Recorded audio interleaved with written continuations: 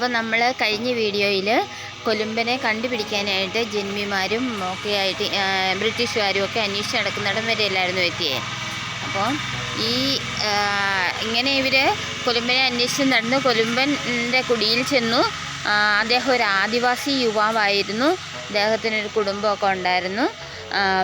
അവിടുന്ന് അവർ ഈ കൊലുമ്പനുമായി കണ്ട് സംസാരിച്ചു. അദ്ദേഹത്തെ കൂട്ടിക്കൊണ്ടുവന്ന് ഈ മലയിടുക്കിലൂടെ ഒഴുകുന്ന ആ വെള്ളം ബ്രിട്ടീഷുകാരെ ജന്മിമാരെയൊക്കെ കാണിച്ചു കൊടുത്തതിന് ശേഷം അവർ തിരിച്ചുപോയി. അവർ പിന്നെ ബ്രിട്ടീഷുകാർ വന്ന് അതിൻ്റെ സർവേ ഒക്കെ നടത്തി പോയെന്നിരുന്നാലും കുറച്ച് നാളുകൾ, അതായത് കുറേയേറെ വർഷങ്ങൾ ബ്രിട്ടീഷുകാരുടെ ടേബിളിൽ തന്നെ ആ ഫയൽ ഇങ്ങനെ പൊടി പിടിച്ച് കിടന്നെന്നാണ് പറയുന്നത്. അങ്ങനെ കിടന്ന് കുറേ വർഷങ്ങൾക്ക് ശേഷം ആണ് വീണ്ടും ആ ഫയൽ എടുക്കുകയും ഡാമിൻ്റെ പണി തുടങ്ങുകയൊക്കെ ചെയ്തത്. ആദ്യ കാലഘട്ടത്തിൽ അത് ജന്മിമാരുടെ കുറേ സ്ഥലം ഇങ്ങനെ പോകും. പിന്നെ ബ്രിട്ടീഷുകാർക്ക് അതിനുള്ള സാമ്പത്തികമില്ല എന്നൊക്കെ പറഞ്ഞുകൊണ്ട് ആ ഫയൽ തടഞ്ഞു വെച്ചിരുന്നായിരുന്നു. പിന്നെ നമ്മൾ പറഞ്ഞു കൊലുമ്പനെ കുറിച്ചല്ലായിരുന്നു.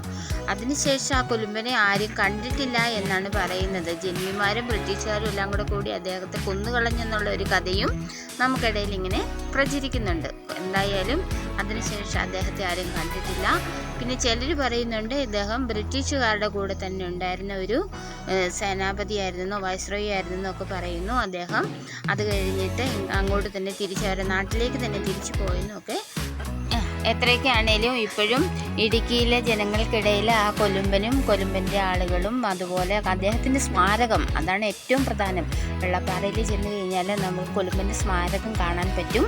അവിടെ അദ്ദേഹത്തെ ദൈവമായിട്ട് തന്നെ ആരാധിച്ചു കൊണ്ട് പോകുന്നുണ്ട്.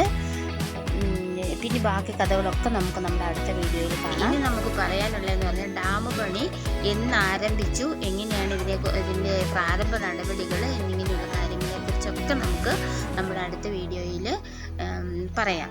ഈ വീഡിയോ കാണുന്നവരൊക്കെ ഒന്ന് സബ്സ്ക്രൈബ് ചെയ്യാനും ലൈക്ക് ചെയ്യാനും മറന്നു പോകില്ലേ.